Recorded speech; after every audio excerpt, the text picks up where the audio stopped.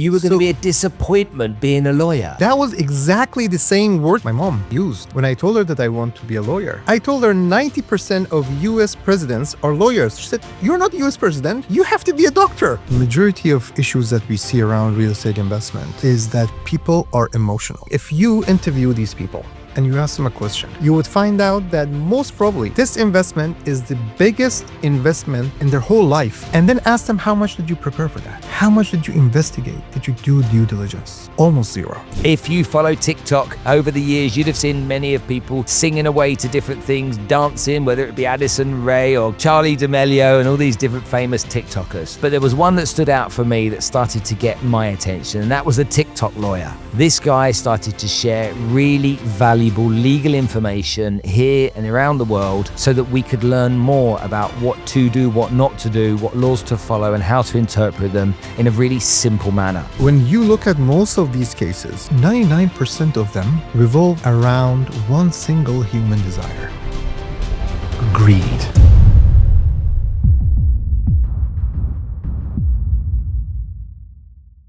Hi everyone, and welcome to this episode of the show. All right, so if you're listening to us on any podcast app right now, please leave a like and follow. You've got no idea how impactful that can be for us. Give me some feedback. Let me know if you're enjoying the show, or even if you're not and you don't like it and you don't like me, I would love to know what I need to do to improve. Also, if you're watching this right now on YouTube, many of you watch but don't subscribe. I don't know why that is, but hey, you've got every right not to. But it would be really, really good if I could get you to subscribe to this show. Now, why is it good? Well, two things happen. Number one, subscribers go up, which means I can get better and better guests for you. And the second other benefit is that you then get more value for the time that you invest in consuming this show. And at the end of the day, people say to me, "Who's my boss?" And I say, well, my audience is my boss. You are my boss. And my job is to make sure I serve you. So if you could do a little bit for me, I will go above and beyond and do everything I can for you. Deal? Good stuff. Right, today's guest on the show. If you follow TikTok over the years, you'd have seen many of people singing away to different things, dancing, whether it be Addison Rae or Charlie D'Amelio and all these different famous TikTokers. But there was one that stood out for me that started to get my attention, and that was a TikTok lawyer. This guy started to share really valuable legal information here and around the world so that we could learn more about what to do, what not to do, what laws to follow, and how to interpret them in a really simple manner. His TikTok exploded. He got hundreds of thousands of people that wanted to follow him and ask questions about what they should do with various legal cases. Well, today he's come to join us on the show because there's been some new laws introduced here in the UAE, and those laws are impacting content creators, in particular, people that sell any form of investments. And I wanted to deep dive into that and find out more about what those laws are, but I also wanted to try and find out what scams have been taking place in this country recently and get an insight on that. So without further ado, he's a good friend of mine. He's never been on the show, and he's a fantastic content creator, and he's a pretty good lawyer too. Please welcome my friend, the awesome lawyer, Arash Zad.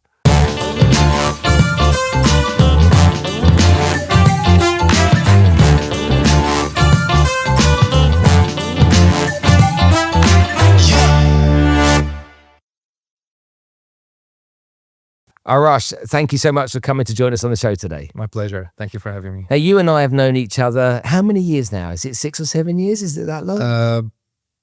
Since 2016, if I'm not mistaken. Oh, wow. So nearly 8 years. Yeah. And I met you a long time ago. Someone said, if you want a property lawyer, he is your man to talk to. And I think that's how I was introduced to you. That's right, yeah. I think it was Lewis, actually. Lewis also introduced us. I was representing Lewis as well, yeah. Yeah, okay, fine. Remember that.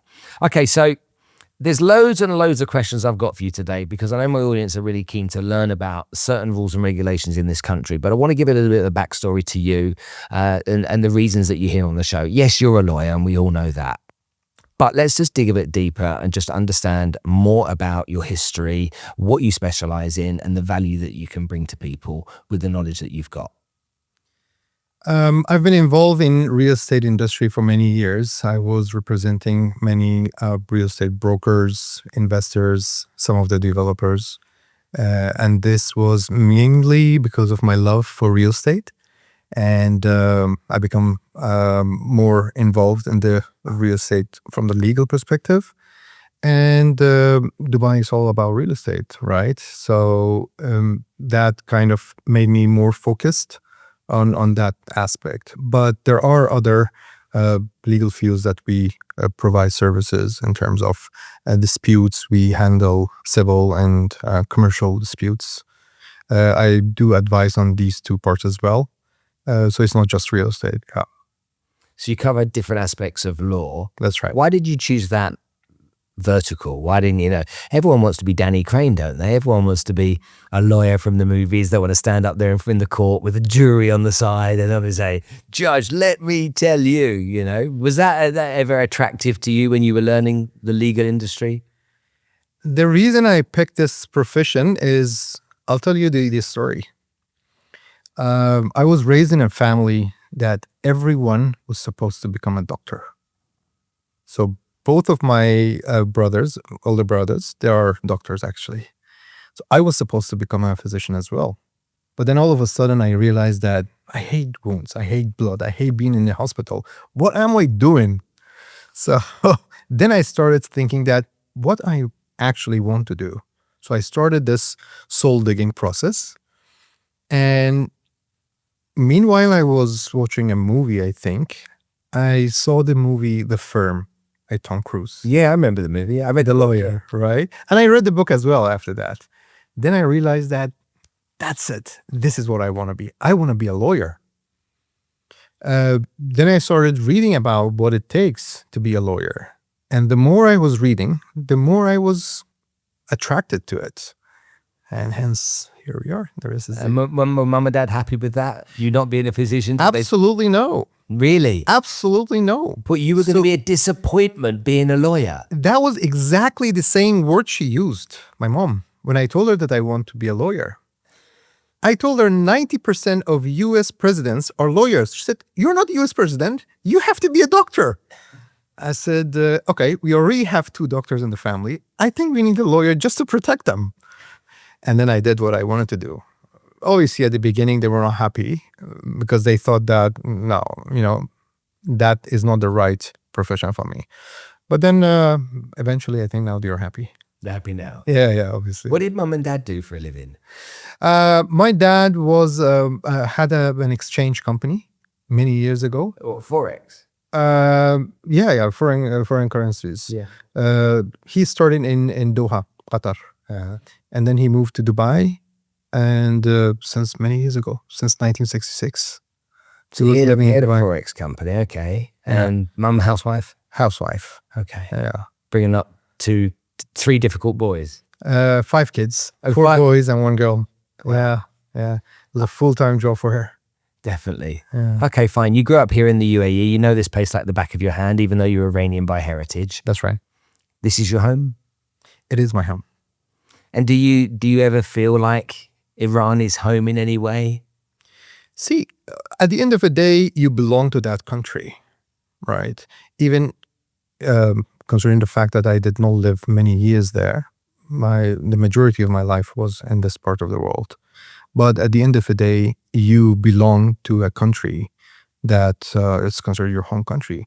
Well, when it comes to emotions, I feel the same about this country because I was brought up here.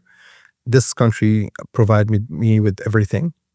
The opportunity to work, become successful, and create my family, everything. And the most peaceful place for me in the whole world. You've hold on a minute. If I think about that and make some comparisons, you have lived in utopia all of your life. Because you've lived in arguably the best place in the world to live. You've been here for most of your life. Let's just say 40-ish years. So if we go back 40 years, you're talking about 1985. I've seen everything in Dubai. When it was a desert, I clearly remember. So all that Dubai has ever had since you were here is prosperity. That's true. And leadership that wants to create a great future for the people here. This is why I appreciate this country. This is why I appreciate being here. Because I have seen what Dubai was and what Dubai is right now. and how much of an effort and wisdom it's required to bring a small city out from the deserts and become one of the best in the world. So the vision that I want to make Dubai number one in the world, we are very close to that. Yeah. Very close. But arguably, it could be easy to become complacent because all you know is fantastic and brilliant and ambitious and amazing and growth and Spoils you. yeah. I mean, I just think about you going to live in England for a year. It's I don't know how you'd survive. It's impossible because you will get used to it and adapt it to the situation, to the growth, to the vision, to the prosperity, to the technology, to being number one in basically everything, being part of the number one in everything. You cannot live or feel content when you go to another country, which they have a very humble life, not that much of a passion for future. You feel depressed. Yeah. That's why I never decided to live anywhere else. Did you do university somewhere else? My university was in Iran, and the reason I went to Iran because we did not have a good law schools here. And the law school in Iran goes back to 300 years of history. Yeah. So they were very good and powerful schools. So I went there, graduated, and came back again. Interesting. Okay, so you're not a traditional lawyer. I know you've got your vertical you follow, but you are a social media superstar. And that's unusual for a lawyer to be able to say that. I believe so. I believe so. The idea of being on the social media was something that started many years ago. You'd like to hear the story? Yeah. I remember it. You remember, right? Yeah. So let me just open up because, to be honest with you, I've been on many shows, but I have never talked in so much details about what was the reason I started my social media, but I'm going to do it here. Okay. And there is a reason for that. I'll tell you at the end. Okay. The reason number one, it was the fact that I remembered when I started studying law that I want to help people. And I want to do this not only for the money and the fame, I want to do it for helping people in need, just to do whatever is in my power, to be knowledgeable enough. If I'm not able to financially help them, at least use my knowledge to assist. And obviously, time passes and you forget what you started for. And then at one point of my life, I realized that, hey, I forgot that principle. And I want to do something for the society. I want to do something for people. And this clicked when I was sitting with normal people. When I say normal people, I mean non-legal experts. And I see that basic legal knowledge is not there. They don't understand their rights, their responsibilities, things that potentially could affect their life, their relationship, their business, their investment. They're not aware of it. And when I share something with them, they're left in a state of shock. Really? Is this the case? I never knew. I'm so grateful that you shared this with me. And I'm so surprised that you told me this without charging me. I said, excuse me, everybody thinks the same way. They think lawyers, if they talk, they have to charge. Why don't I change that? So that was the idea. So then I started thinking and reflecting on this, how I can be useful. So I thought of creating a program, a course perhaps, a free course, talk about basic things, record it, and share it with people. On the other hand, this is the first angle. On the other hand, I was going out with a friend of mine. We were meeting every other week, going for a walk. And one night when we were walking, he told me, I said, okay, what was your plan today? What did you do? He said that, yeah, in the morning I went to my lawyer's office. I was busy with him. I said, excuse me, you're a lawyer? I said, yeah, I have a case. He said, I didn't know that you have a lawyer. You realized I'm a lawyer, right? You didn't even bring it up to me. Genuinely, he was shocked. He was frozen for a second. He said, Arash, can you believe me? I did not remember that you are a lawyer. I know you as Arash, my friend. We meet each other, we talk, and we go out. I didn't recall that you're a lawyer. I said, hold on a second. That really made me think that what did I do wrong that people, my friends, don't know that I'm a lawyer, let alone strangers? How am I supposed to have clients if people don't know that I'm a lawyer? So these are the two angles. And then it happened that I had a very good friend. His name was Spencer Lodge.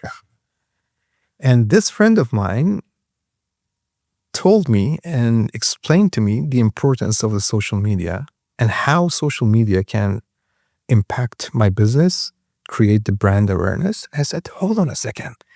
This is exactly what I need. It helps me with both angles.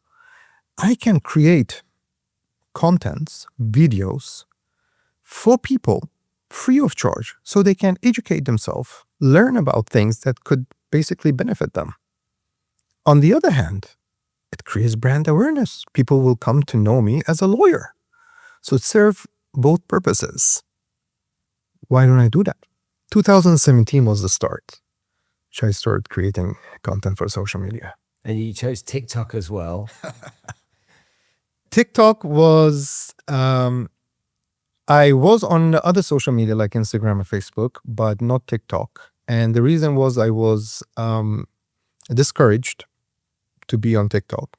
And the reason was that people... You couldn't dance. I couldn't dance, exactly. They were saying that this is not for you. You're a lawyer. You're not supposed to be on TikTok. Yeah. But what happened? COVID happened. Everybody was sitting at home. I was sitting at home. I was no longer working with my social media team. And I said, okay, just try it. Nothing goes wrong.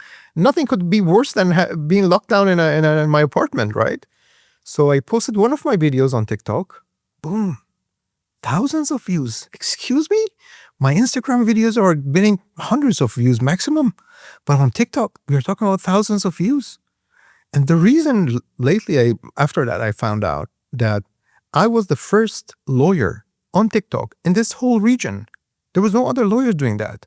TikTok was mainly for dancing and lip syncing.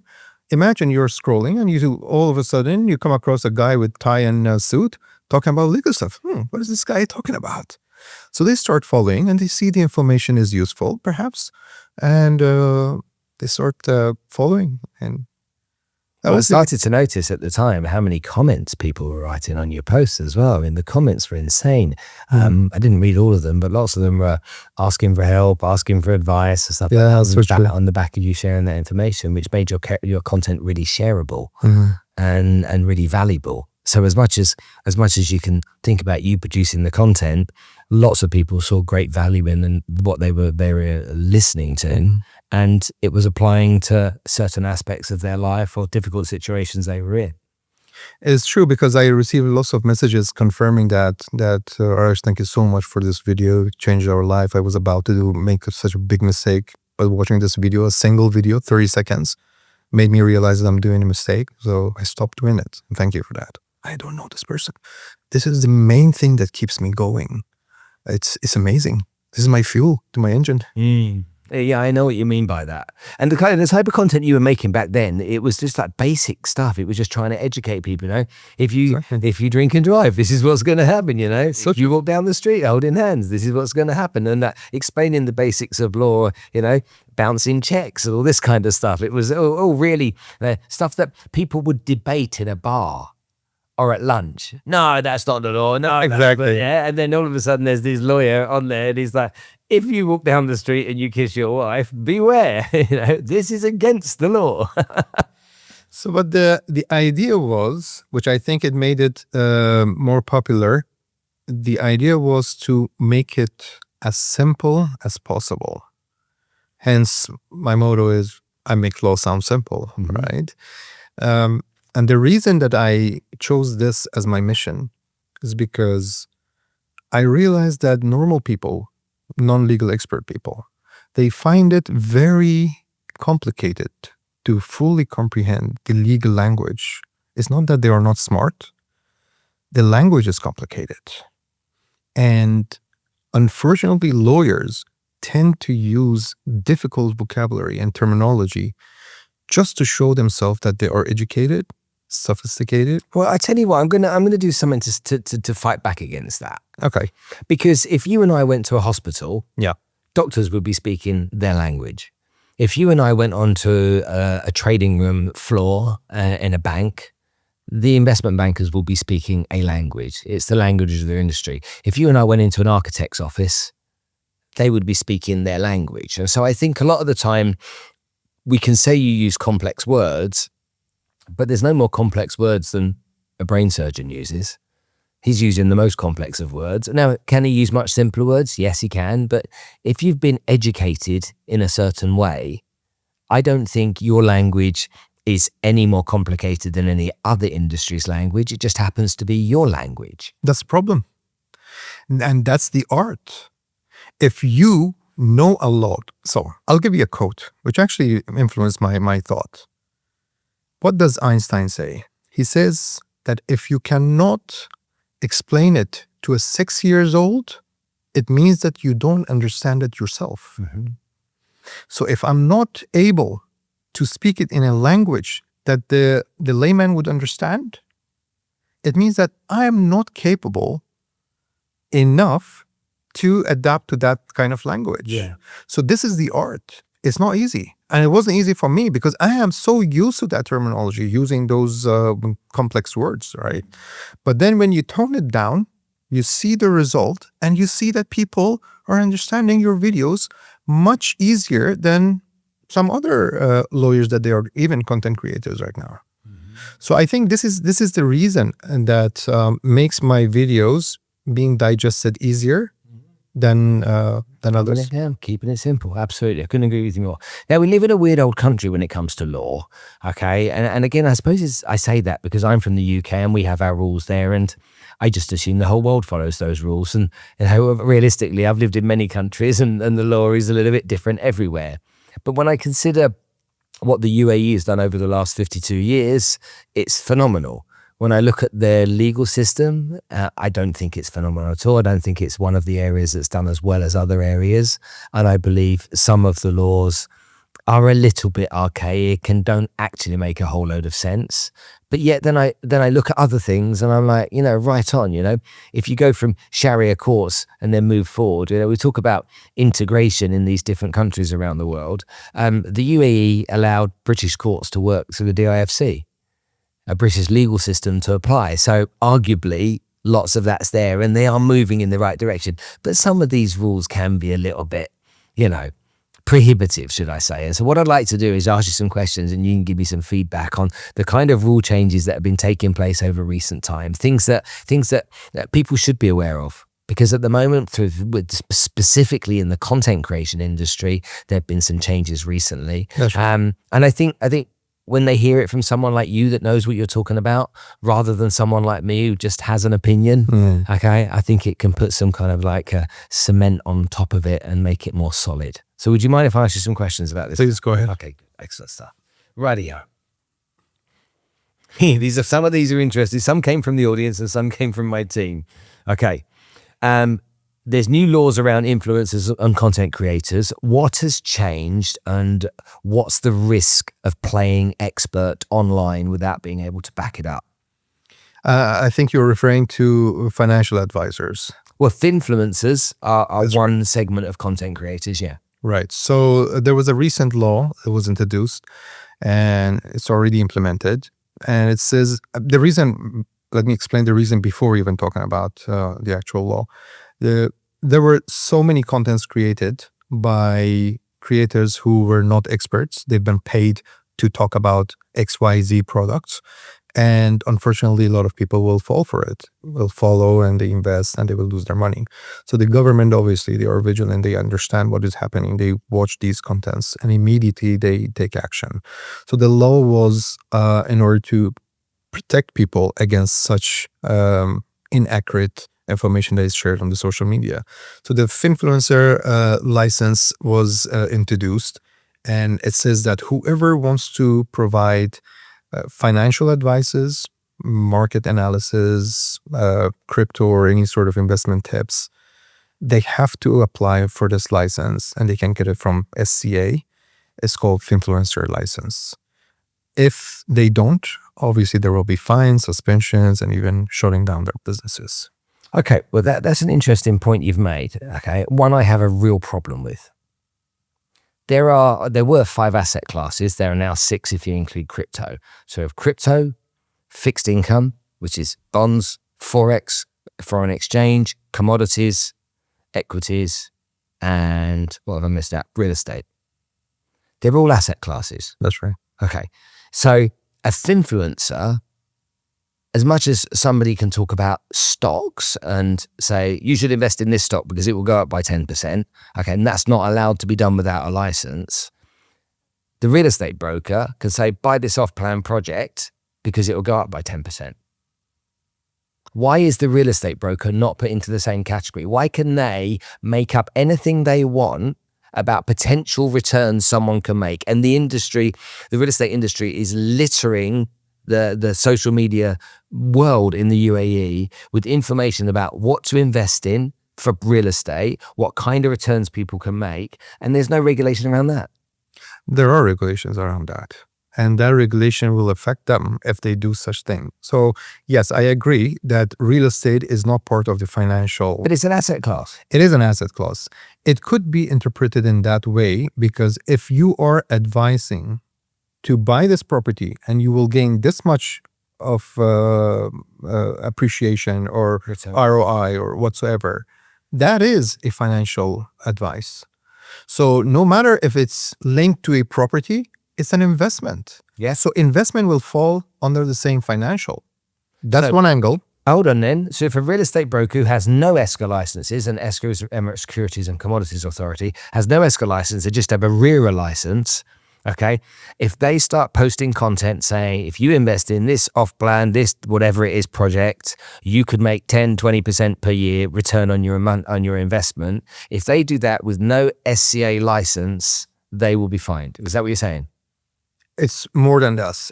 Yes. In one short answer, it is because they are giving a finance advisory. They are giving a financial tip that if you invest, you will gain this much of income.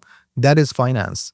It doesn't need to be stock or cryptocurrency or gold or silver. It is a financial advice linked to a real estate property. There are multiple laws that they are breaking if this information is not accurate, including that you are responsible to provide accurate information on the social media. Aside from this Finfluencer. So if you are sharing false information, you will be held accountable. Well, how do you know it's false if it hasn't happened yet? I.e., someone says you will make this return or you can make this return and the project isn't even built. If they are not guaranteeing anything, they are sharing thoughts, they should mention that this is just their opinion. If they are introducing this as a fact, again, they are responsible. Again, they could be fined. Because don't forget that we have another law, which is the 20 standard content creation guideline. Among those, one of the criteria or standards is making sure that the information that you're providing is accurate.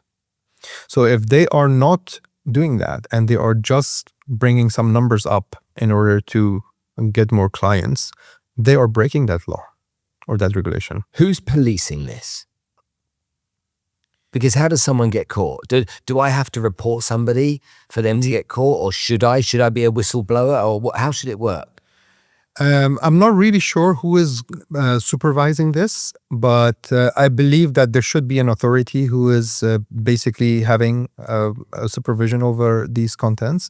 But it will definitely one of the main channels and sources that they are receiving this information is by individuals who are reporting these type of videos. Okay. Cold calling. That was an interesting one that came up a little while ago, wasn't it? That law came in. Tell me what you remember about the cold calling. I remember you talking about this, that guys, you need to stop cold calling, and nobody was basically taking care of it. But then they saw that this law came and backed what you were saying.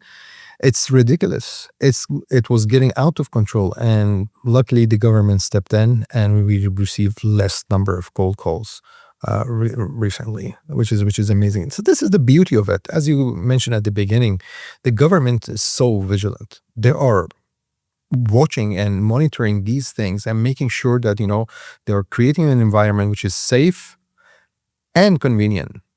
So making sure that people are happy.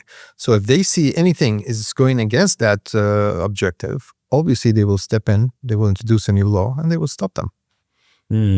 Okay. Scams. Oh yeah.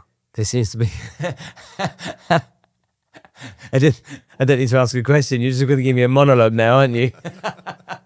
Scams taking place left, right, and center. This is really interesting because I was a victim of a cybersecurity attack last year in my business, which was pretty scary. Luckily, we got it resolved. But when I started talking about what had happened, there were lots of people saying, "Yeah, it happened to us as well too." Yeah, but like not one or two. It was every other person. Oh yeah, our business got that too. And hackers had sat inside our systems at work, and they were controlling information without us knowing it. So there are scams. Name some of the most recent or common scams that you see a lot that people get duped by. Hacking their inbox, one of the most common. We have a lot of these type of cases. People falling for scam ads. Buy Dubai chocolate at 70% discount. Yeah. The problem is that these scammers are becoming much more sophisticated. The way and the methods that they are using, it looks very genuine. It's going to be really difficult for people not to fall for it. It's just that people should stay alert, avoid clicking on links, avoid believing things that seems to be too good to be true. And let me tell you this, Spencer, when you look at most of these cases, based on my experience, because I deal with them a lot, right? When you look at these issues or these scams, 99% of them revolve around one single human desire: greed. Dubai chocolate, 70%, greed. Invest 10 million dirhams and avail UAE citizenship, greed. Buy this property, you will have 30% ROI per annum, greed. Why should you get that much of a ROI? And scammers, they are doubling down on this desire. They know that people fall for it, and they use it against them. No, I believe you're absolutely right. It's one of those things, isn't it? It's I notice this a lot in the financial world. You'll meet a guy that maybe 50 years old, hasn't got his finances organized, and now he's grabbing hold of every get-rich-quick scheme. They want to get rich overnight. And not that they want to get rich quick, is they don't have much time left. And so someone sells them an opportunity and they get seduced or duped by it. Youngsters all want to get rich quick, and whether that was NFTs or crypto and different things along the way. Yeah, I agree with you. Okay. Lots of people don't read contracts properly. Almost no one does. So almost no one. Okay, but because I'm guilty of this. When we say we don't read contracts properly, I believe I read contracts, and there are things I don't understand on a contract, and I feel a fool because I don't understand them. And rather than to go back and say I don't understand what that means, I just go, that sounds all right to me. Do you do surgery on yourself if you have any problems? You go to a doctor, right? Say that again. Do you do a surgery on yourself if you have a problem? No. You go and see a doctor. Yeah. You should not feel fool if you don't understand it, because it's not your job. You need to go to a lawyer who is doing this for living and let them read your contract and then advise you and then tell you what are the mistakes, what are the improvements that perhaps you can request for. And at least if there's nothing's going to be changed about this agreement, at least understand your obligations. Understand what you are stepping in. People are not doing that for the reason that maybe they think they know better, or they just want to try their luck. They think that maybe this agreement is take it as is, otherwise they're going to lose the opportunity. There could be multiple reasons for it. Or maybe they don't want to pay a lawyer. My mum said to me once, what an idiot I was. My mum said to me, Contracts aren't for when things are going well. Contracts are for when things are going badly. And the reason people don't pay attention with contracts at the beginning is at the beginning of a relationship of any legal sort, people are optimistic and have ambitious and they're best friends. And it's like, yeah, we're going to Beautiful advice. Beautiful advice. Yeah, making sure you do the right thing. Okay, more questions for you, okay, sure. Relating to that. So what's the answer to contracts? Never, ever sign a contract unless you understand exactly what. 100%. Never. You need to read it cover to cover. And understand. Or at least give it to a lawyer to read it for you. And if you don't, you are an idiot? You're not an idiot, but you're reckless, and most probably you will suffer because of that. Okay. How do this is a question from the audience actually. How do people get blindsided in real estate deals here? What should they be checking before they sign anything? In real estate deals. Okay, this is a good question. In most cases, the majority of issues that we see around real estate investment is that people are emotional. It's very interesting. If you interview these people and you ask them a question, you would find out that most probably majority of these investors, this investment is the biggest investment, financial investment in their whole life. And then ask them, how much did you prepare for that? How much did you investigate? Did you do due diligence? Almost zero. What they believe in? Oh, this person is a very nice person. He introduced everything to me. He's a good real estate agent. She's blonde. This guy is so handsome. He knows the stuff. They showed me this brochure. They showed me this idea, this concept. Everything is so shiny and nice. Let me just sign it off. You're buying a property worth of millions. You need to do your due diligence. You need to understand what you're stepping in. Unfortunately, nothing. They are not taking it seriously. They think they know everything, and they are relying on the promises for the fact that they are emotional. That's the problem.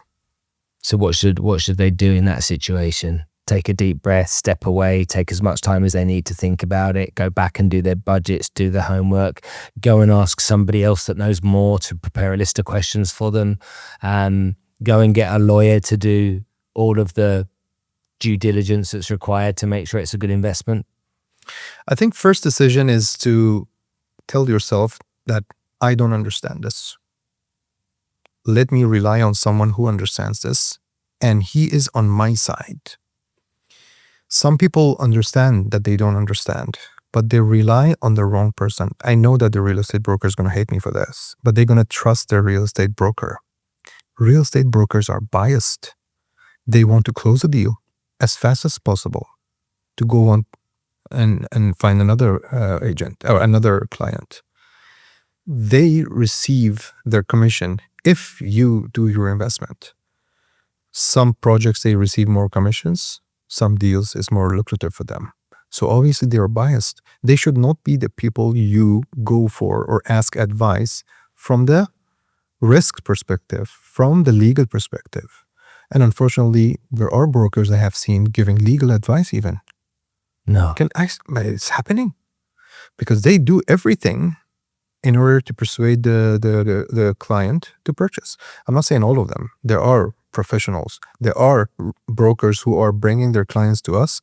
Arash, help them. They want to do this investment. Not all of them, but some of them that they are greedy and they just want to get their commission, they do that. So trusting the right person who is acting on their behalf in their favor, and let this person help you, guide you, and advise you on how to do this properly. That's it. There's such a conflict, isn't there, when somebody stands to gain something if you sign a piece of paper where a lawyer's not there to gain anything. No. They're there to protect you from yourself. 100%. 100%. Okay, folks, let's talk about real estate. Now, a recent partnership that we've just established on the podcast is with AYS Developers. Luxury properties with high-end finishes from people that really understand the subject. Often in Dubai, you'll find stuff that is maybe substandard. With AYS Developers, you're not going to see that. You're going to see fantastic properties that you can buy, you can invest in, you can make your home on Dubai Islands and other places too. So go visit aysdevelopers.ae and check them out. I promise you it'll be worth the trip.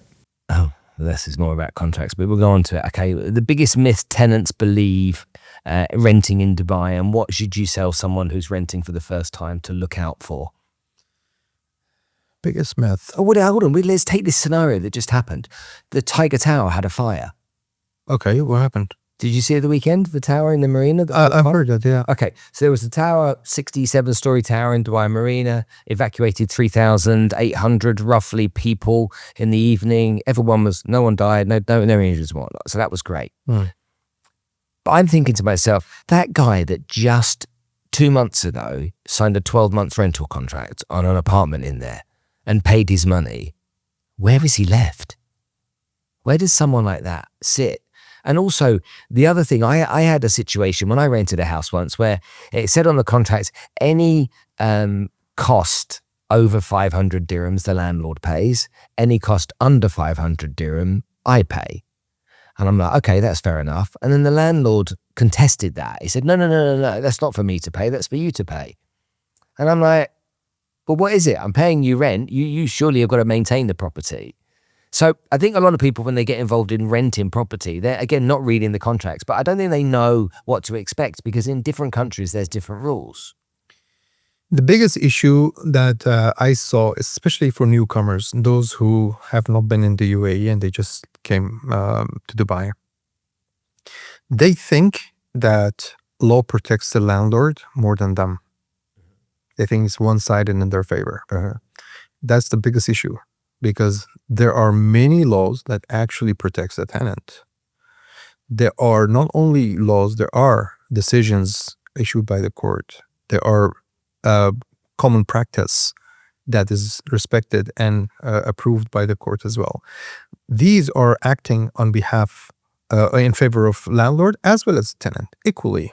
And in some occasion, I can even tell you that tenants are even more protected.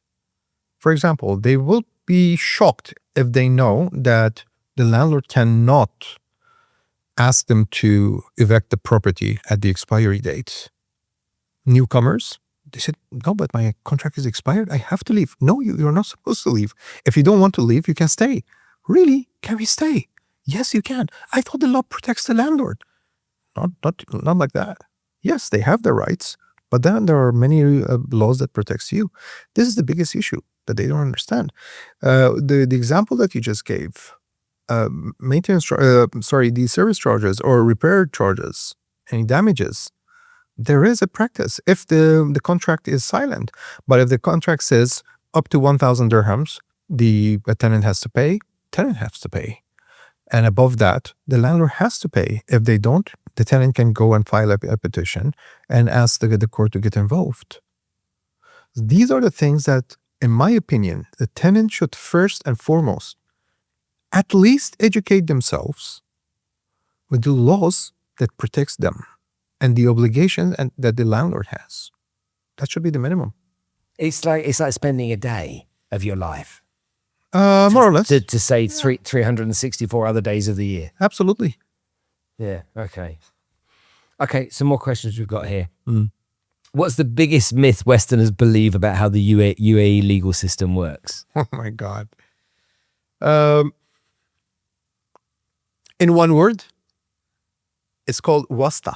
Do you know what's wasta? Yeah, I know. You have to explain that to everybody though. Connection. Yeah. They think that the UAE government and the judicial system favors locals over expats. Completely myth. It's not like 100%? 100%. And I'll tell you why. Data. Look at the number of cases that were filed against UAE nationals.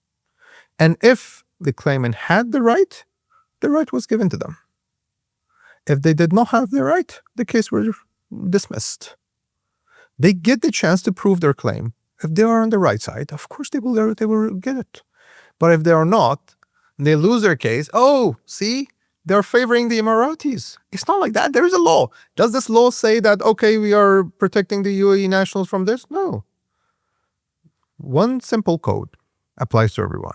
Is it the letter of the law always? Because I don't believe in the court system here. It always is based around just the letter of the law. there are lots of extenuating circumstances. I've been involved in a few myself over the years. And so maybe that was a few years ago and things have improved. But do you see an improvement year on year with the legal system here, with the courts, with the processes? Are they getting better and better?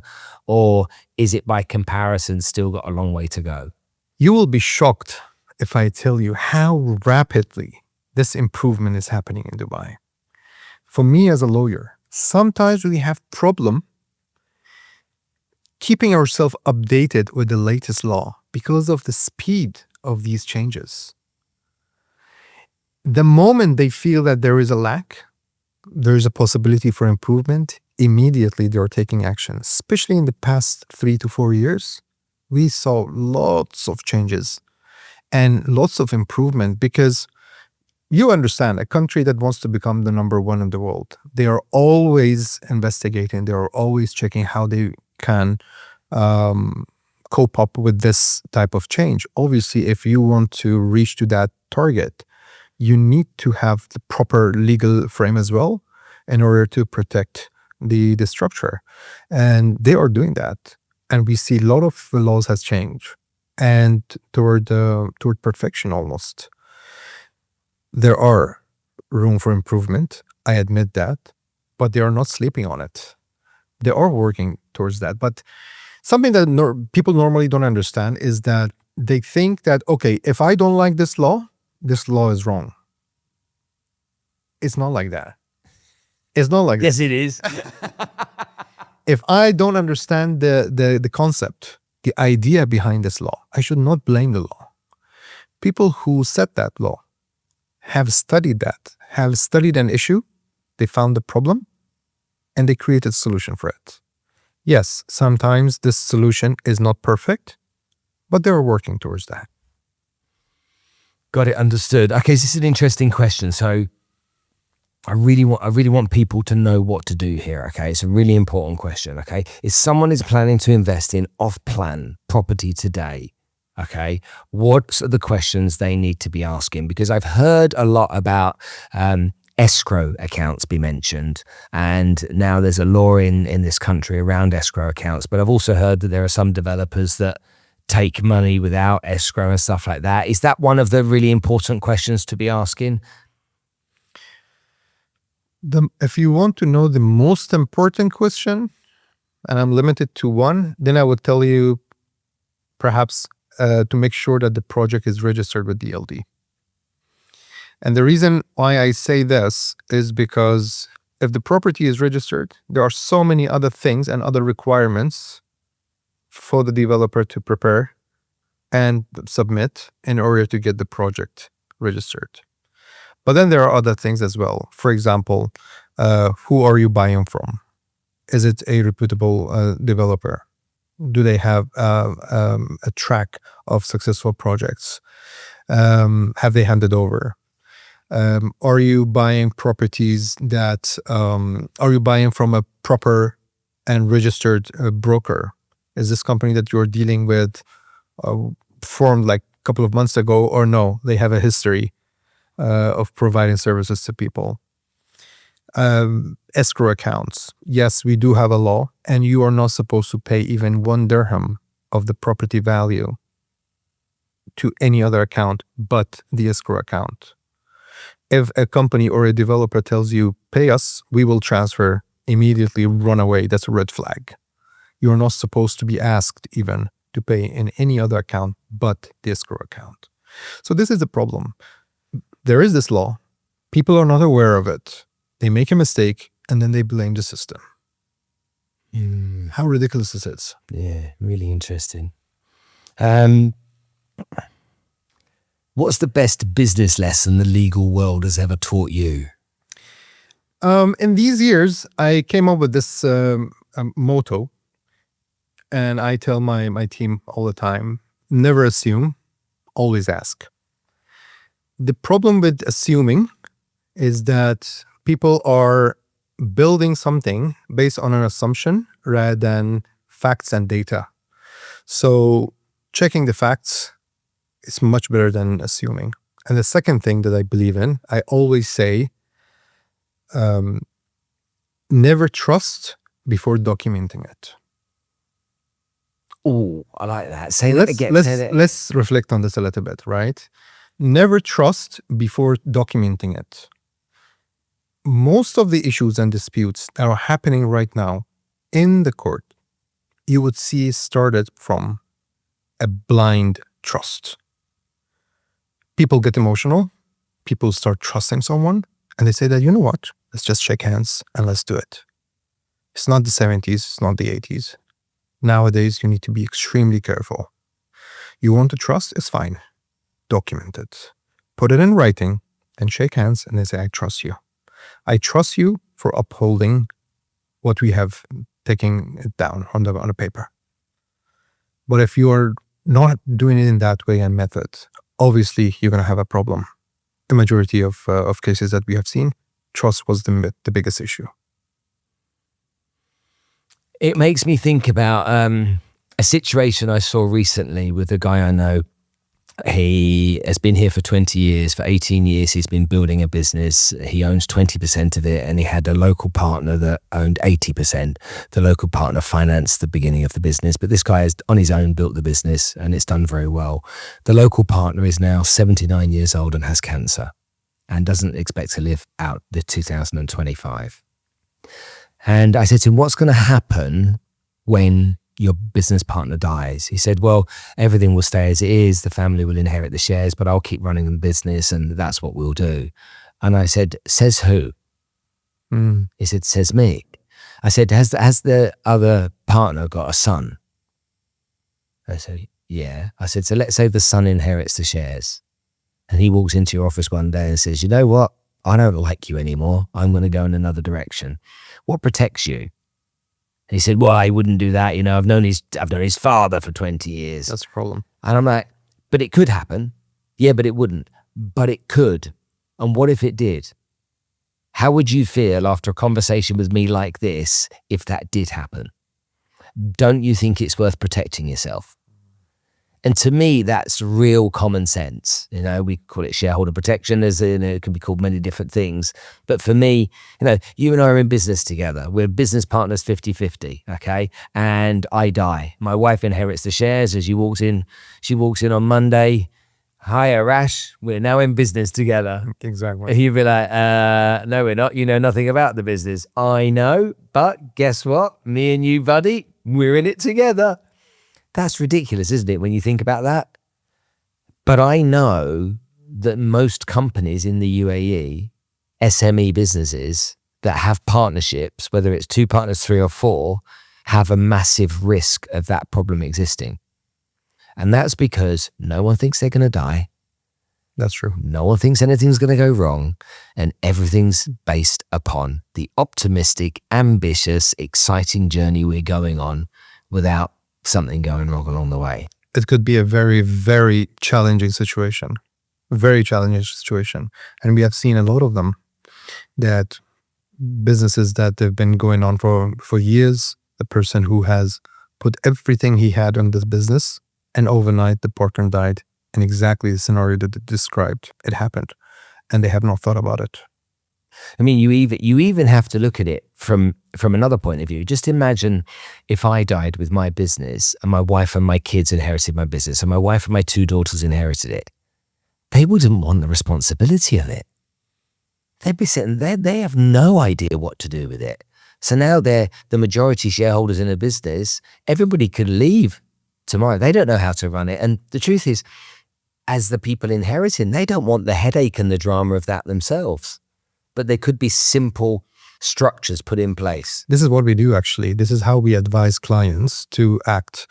And the shareholder agreement is clearly described. There is a mechanism in case of any of the partners who are decision makers. In case of any of them deceased, basically this mechanism will kick in and it will take over. Everything is pre-described before the incident so that when this happens, everyone knows what they should do. Mm-hmm.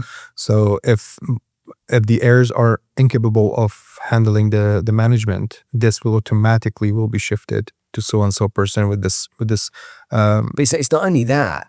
What should happen is is, let's say you and I are the shareholders in a company and we're 50-50 and I die. Let's say the company, let's keep it, say it's worth $1 million. There should be an insurance policy in place that pays my wife $500,000 and the shares go back to you. She gets the money from the insurance policy. She now goes away and lives her life. The shares go back to you to find another business partner to allocate those shares to so that you can continue to grow your business. This could be agreed, but between the partners, but basically, according to the UAE law, this is actually contradicting the ownership right of the heirs. The heirs will have the ownership right and they choose how to deal with it personally. Well, no, if the owner of the business in the first place has put that structure in. So if you and I have put that structure That's why I said that it depends if they have agreed on that. Yeah. If they agreed on that, then that's different. So the legal heirs, basically, they should comply with the terms and conditions that their father, basically, or their husband has already agreed, and they should comply with that. But that would make sense for me, you and me. It does. Okay, we have an insurance policy. Every year the company is valued. Let's say every couple of years the insurance policy goes up. The premium is paid by the company every year. We accept that's a cost that we have to bear. If one of us dies, the value of the shares then is paid to the family. And everybody's happy. And everyone's happy because my family don't want to come and work with you because, why would they want to do that? They've probably got their own careers and their own ambitions, their own They're busy with their own life. Yeah. That's the last thing they want on their resume. Yeah. But this kind of stuff for me, it's just like, it's so common sense, but people don't know. People don't think like that. People think everything is what they're seeing right now. They don't see ahead of themselves. They don't see what's going to happen down the line after 5, 10, 15 years. They think everything is as is and they're going to live forever. Mentally, this is how they are preparing themselves. Can I ask you an honest question as a business owner? Of course. I know you used to work for a law firm before and then you set your own business up. Did you make any mistakes? Was there stuff around business that you didn't know when you were setting up that you got wrong? Not from a legal point of view, but from a business point of view that you look back on and say, maybe I should have thought about that a little bit differently along the way? From a business setup, no, because that's basically my expertise on setting up businesses. But obviously, I did mistakes in recruitment. That was my biggest challenge. I didn't know how to recruit, and I wanted to do it myself rather than relying on a recruitment company. Well, you're an expert. The recruitment companies, I felt that they are not familiar with what I want to do and they don't know my business as good as me. So this was a mistake, obviously. I should have relied on someone who could basically understand my business and then do the right recruiting for me. So I had to do lots of hire and fire to learn this move in a hard way. Okay, last question for you. Okay, most people see the law as this cold, rigid thing. But when you zoom out, what do you think the law is really about? What's the big picture people miss? I think what people miss to understand is the actual reason why the law exists. They think the law is only about that particular thing that they don't like it or limits them or restricts them. But they don't understand that this whole code of laws was designed for a simple reason. And that simple reason is to create a system, a method to control the relationships, whether between individuals with the government, individuals and companies between companies. That's the biggest picture.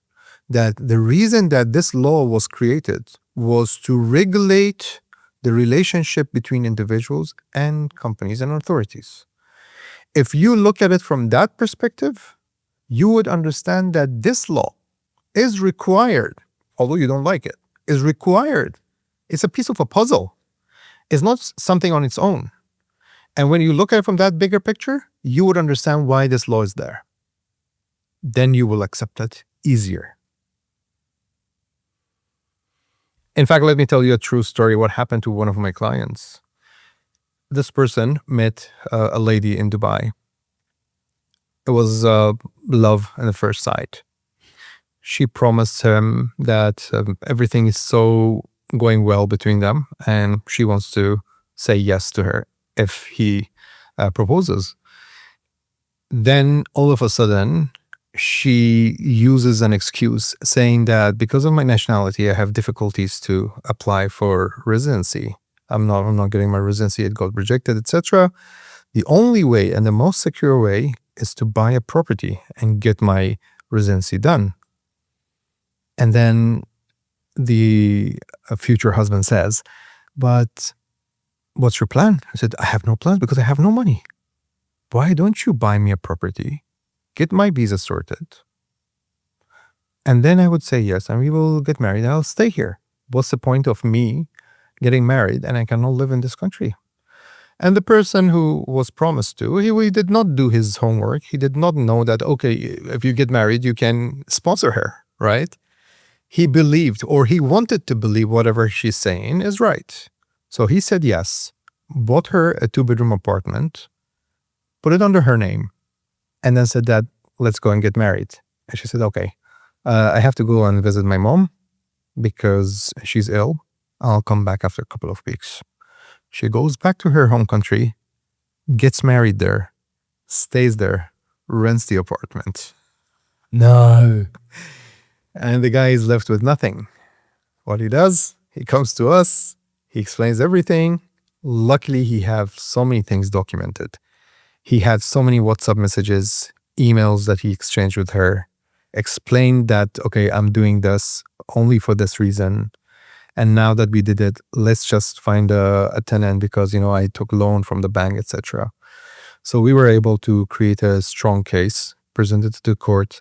We have proven that this whole deal was just a big scam, and he paid for the property from his account in order to marry her. And since she got married outside the country, this is a very obvious scam, and the judge ruled in our favor. Oh, wow. So you won in the end. So, whoa, what relief. He must have loved you. Yeah. Wow. Oh, he must have felt such a fool when that happened, though. Yeah, he felt betrayed. He felt Is that a common scam, that type of stuff? There are many, many different type of scams are happening, and they all revolve around the same thing. People trusting, and people are becoming greedy. People are trusting, people are becoming greedy. I've seen the scams with cars. Stolen cars that would get shipped from different parts of the world and coming here, and people try to sell stolen cars as if they're original cars as well. And people have bought those. I've seen stuff like that. Let's not talk about that, because that's the government who needs to control that, right? Or 3, pay later. In order to pay later. And normally people are comfortable doing that when they know that you have a company, you have a warehouse, etc. So he starts buying so much products in the market at the normal rate, fills the warehouse, and then all of a sudden, he sells everything under the price overnight, takes millions of dirhams, and flee the country. When the companies start contacting them, they see that the phones are not working anymore. There were offices, there were employees working. No one is there. They just left the country. All of them, all of a sudden.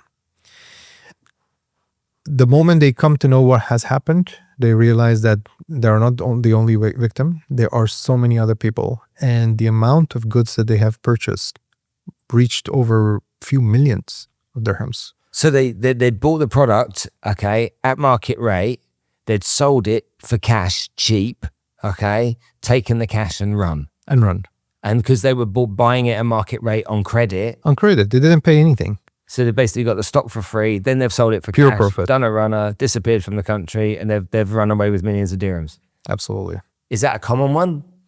It's not really common because of so many incidents that had happened. People started learning that not to trust just any company. So they do more due diligence, who they are dealing with, and they have to prove that they have a good reputation in the market, they have purchased and they have paid. So they don't tend to sell to anyone now. So it's learning the lesson in a hard way. They heard about these type of scams, Now they learned the lesson. Amazing. This kind of stuff that happens. Cool. Arash, thank you so much for coming to join us today. I've got a lot of questions I could ask you, but for now we'll leave it there. Thank you, mate. I really appreciate your time. My pleasure. Thank you. This episode is proudly sponsored by Allsop & Allsop, Dubai's leading and largest real estate brokerage. Now, with over 16 years in business, Allsop & Allsop have transformed the real estate experience for thousands of buyers, sellers, landlords and tenants. By leveraging cutting-edge technology and data-driven insights, they are the consistent driving force behind the growth of Dubai's real estate sector. Their unmatched expertise and industry knowledge empower clients to navigate the market with confidence no matter what their needs. Committed to finding your perfect home, they, without exception, ensure your real estate experience is as seamless as the property itself. Whatever your property needs, keep moving with Allsop & Allsop, the trusted choice in Dubai real estate.